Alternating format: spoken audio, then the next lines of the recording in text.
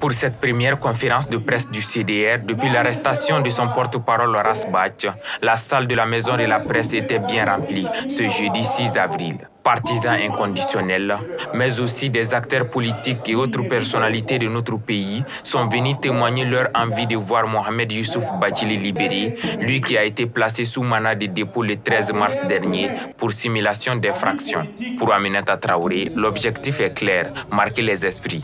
L'objectif est que pour montrer qu'on est là, qu'on est là pour notre guide, qu'on le soutient à 100%. Et c'est le début de commencement, c'est le début des mouvements qu'on va entamer pour la libération de notre guide. Donc je ne pense pas que les gens vont arrêter de parler parce qu'ils ont arrêté certains. Donc on continuera de donner nos voix à dire ce qu'on pense.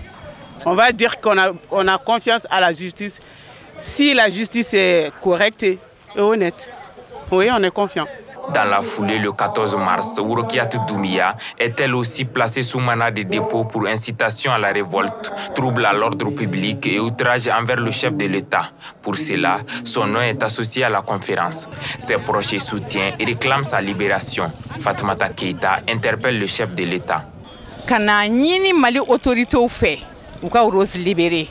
Kana nyini asim fait. Nebe kasasim de dalade. Nebe kasasim de dalade.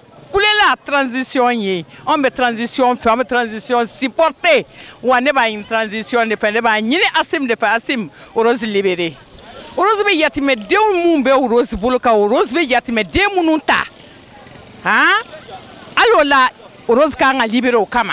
Comme beaucoup d'hommes politiques, Issaka Oudjim, porte-parole de la coordination des mouvements, de l'appel du 20 février pour sauver le Mali est venu témoigner son soutien aux deux détenus. Le guide du CDR aujourd'hui est un prisonnier politique, ça a été dit par beaucoup de personnes et je m'associe.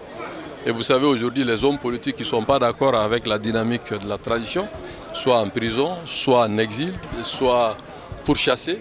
Et moi je suis en sursis ce jour, mais nous sommes sereins.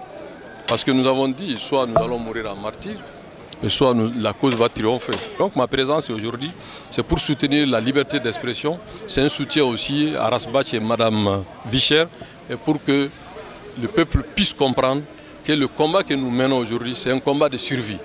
Cela fera bientôt un mois que les deux activistes sont en prison. Les organisateurs espèrent que la conférence fera bouger les lignes. Les jugements de Horace Bach et de Rose sont prévus respectivement le 13 et le 14 juin 2023.